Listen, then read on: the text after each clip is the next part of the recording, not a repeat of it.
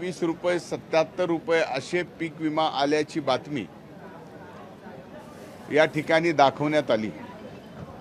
ती खऱ्या अर्थानं बातमी पूर्णपणानं चुकीची असं म्हणणार नाही, पण पूर्ण बातमी जर दाखवली असती तर नेमकं त्या शेतकऱ्याला किती पैसे मिळालेत हे आपल्याला कळालं असतं।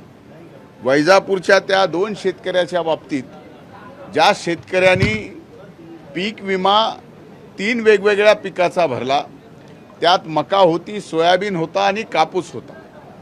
मका सोयाबीन आणि कापसाचे त्याला अंतरिम जे काय मिळायचे ते 13,000 रुपयाच्या वर मिळाले आणि तिन्ही अकाउंट वेगवेगळे होते।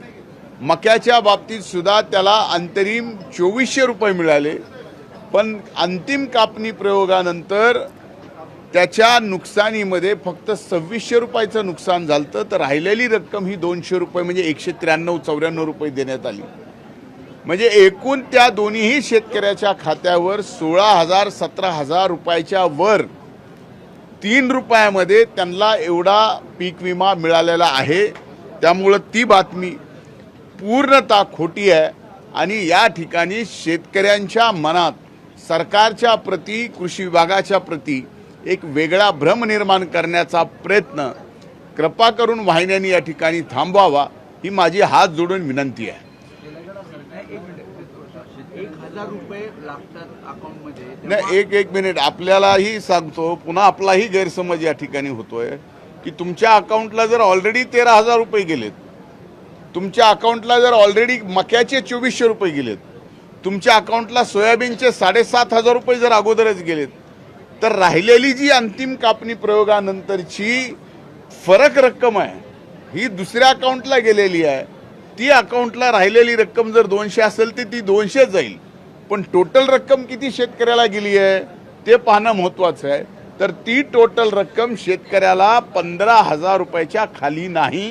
दोन्ही शेतकऱ्याला ही जबाबदारीपूर्वक सांगतो। धनंजय मुंडे साहेब, ज्या शेतकऱ्यांना उद्धव ठाकरे सरकार साहेब मुख्यमंत्री असताना कर्जमाफीचा लाभ मिळालेला, त्या शेतकऱ्यांना 50,000 रुपये प्रोत्साहनपर अनुदानाची रक्कम अद्याप मिळालेली नाही। या 20 जुलैपर्यंत प्रोत्साहनपर जी शेतकऱ्यांची अनुदानाची रक्कम राहिलेली आहे, या अर्थसंकल्पाच्या अधिवेशनानंतर 20 जुलैपर्यंत ही रक्कम शेतकऱ्यांच्या खात्यावर जमा होईल। आजच्या अर्थसंकल्पात शेतकऱ्यांसाठी काय असेल? आता ते अर्थसंकल्प होईपर्यंत आपण वाट पाहिली तर नक्कीच मला असं वाटतं की आपल्या सगळ्यांसाठी फायद्याचं राहील। सर हिंदी में जो किसान के खाते का जो है सर ये नरेटिव। महाराष्ट्रातील सर्व बातम्यांचे विश्वासार्ह व्यासपीठ, सकाळच्या सर्व सोशल मीडिया प्लॅटफॉर्मला लाईक, फॉलो आणि सबस्क्राईब करा। तसंच सर्व नोटिफिकेशनसाठी बेल आयकॉन प्रेस करायला विसरू नका।